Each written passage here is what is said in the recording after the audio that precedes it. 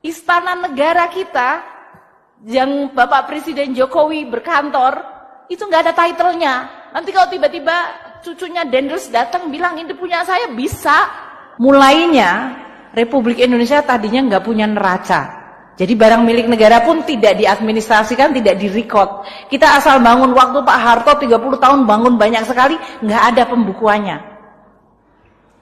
Jadi waktu kemudian terjadi krisis, kemudian kita punya undang-undang keuangan negara dan perbendaharaan negara, kita baru mulai membangun neraca keuangan. Karena dulu sering sekali ada universitas bangun perumahan dosen. Itu tanahnya milik negara dibangun. Kemudian dosennya sudah pensiun, dosennya sudah meninggal, itu masih dimiliki oleh dosen itu. Tanpa kejelasan apakah barang itu dihibahkan atau tidak. Sehingga di universitas masih masuk dalam pembukaan universitas, tapi sebetulnya ini sudah dipakai oleh dosen dan anak cucunya. Itu banyak sekali barang milik negara. Belum lagi kalau dulu tanah-tanah. Kalau menterinya lagi seneng, oh saya kepengen jual tanah, saya jual tanah saja. Karena dulu nggak pernah ada pengadministrasian.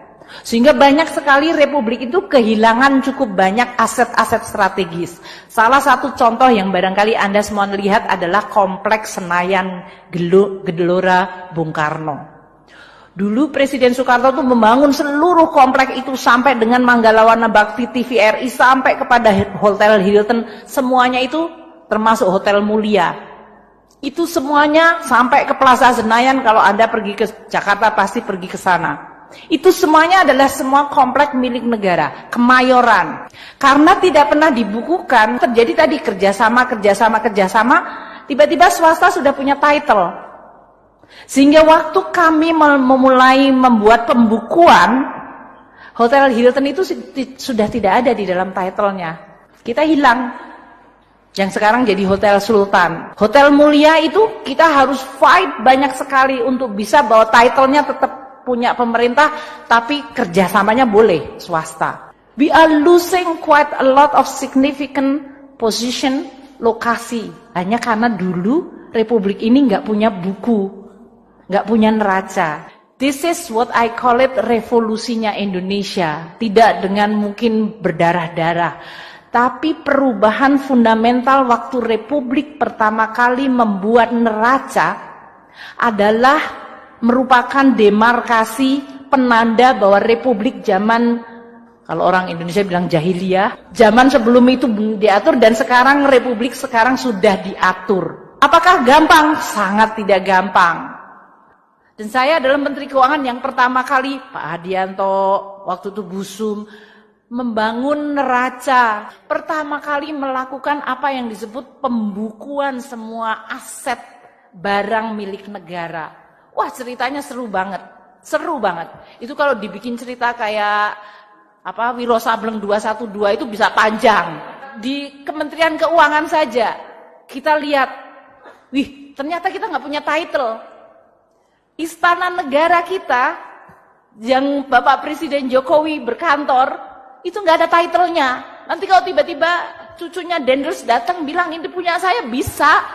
Itu real story. Itu real story. Jadi jangan lupa Kementerian Keuangan depan itu adalah gedung Dendels dia. Itu gedung yang dibuat untuk sebagai, sebetulnya waktu itu adalah headquarter-nya VOC kan. Sebelumnya VOC kemudian diambil alih sama pemerintah Belanda. Jadi kalau kita tidak punya title, it could be banyak sekali lokasi maupun bangunan itu bisa diambil alih. Jadi waktu heroik kita melakukan tahun 2000 berapa Pak Hadianto? 2006, 2007. The whole effort kita lakukan. Dan itu bertahap, waktu itu setiap kementerian negara sampai kita kulon nuwun, datengin, bilang Mbak kita harus lakukan. Bayangkan dulu jalan kita nggak pernah inventorize. Kita nggak pernah tahu kita udah bangun berapa jembatan, kita nggak tahu berapa sekolah kita bangun, universitas pun kita nggak tahu. Ada universitas kompleksnya sudah nggak tahu digrogotin sama entah siapa, tiba-tiba hilang, colak sini, coek sini. Itu terjadi. Maka kalau sekarang kita ini sudah WTP, tapi itu menggambarkan the evolution dari kita sekarang, kita sudah masukkan dalam, sudah divaluasi, sudah diadministrasikan, dan bahkan saya minta sekarang adalah